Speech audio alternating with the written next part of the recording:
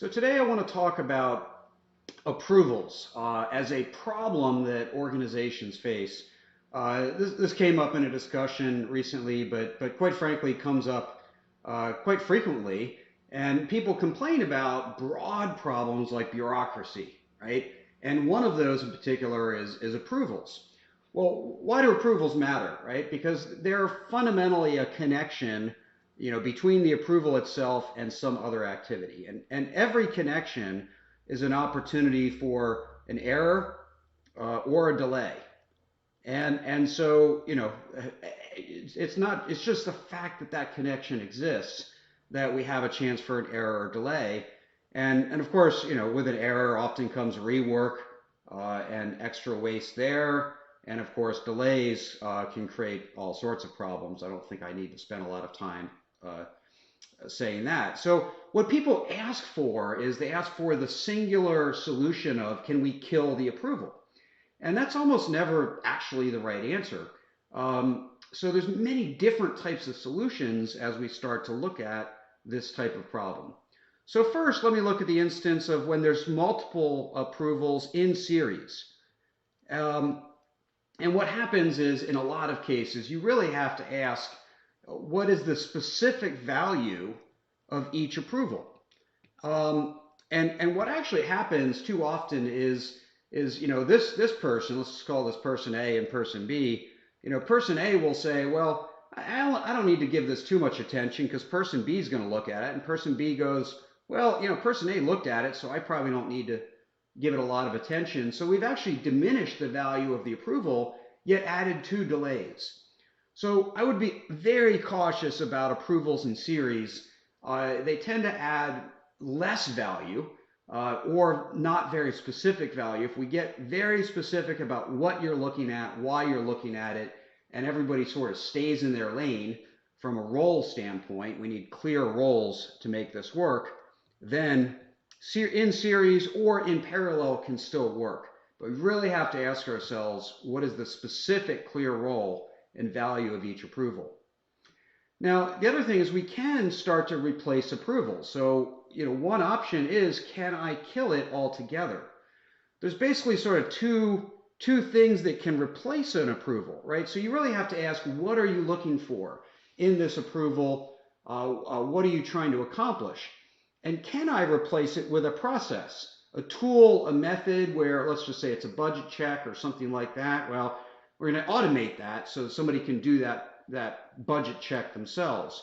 Or is there some kind of rule or heuristic that somebody can go is, well, I just want to make sure that we didn't deprioritize this customer or whatever that might be.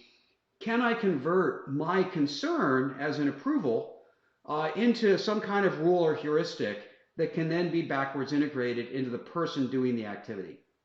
So that's sort of the second option is, can I kill the approval altogether, replacing it with a process or a rule? The other is, can I simply reduce the percentage of the approvals needed, right? So let's just say, can I get the number of approvals done by this person down to, 80, kill 80 to 90% of the approvals, maybe even more, and say, no, follow these rules. And if you can't follow that rule, then come to me for approval. Right, so that's very different. Now you're still going to replace that 80 to 90% either with process or with a rule or heuristic, and then you only have to worry about the smaller number going to the person, having an actual handoff, an actual connection, an actual delay.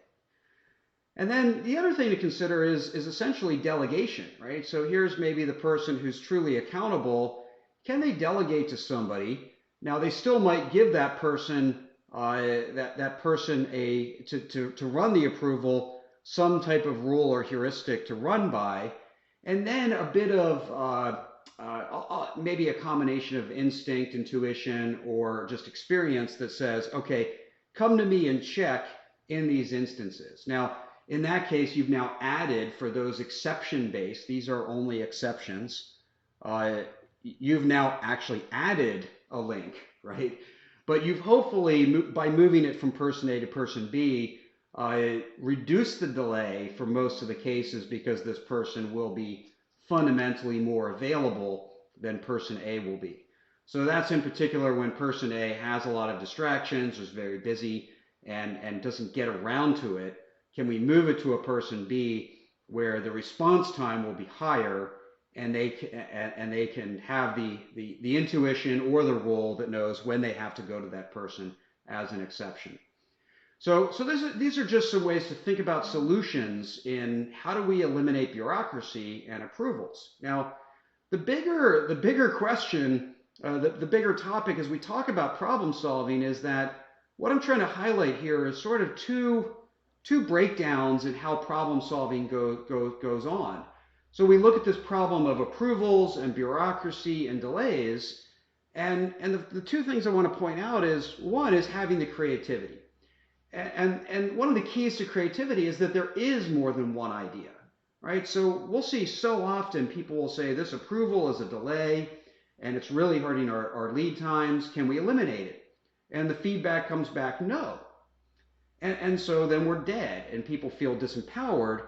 And the main reason is we didn't consider these other options, right? We didn't consider how other ways we can reduce that delay or error by replacing it with, rather than just kill it, can we replace it? Can we reduce it? Can we delegate it? Can we do something else?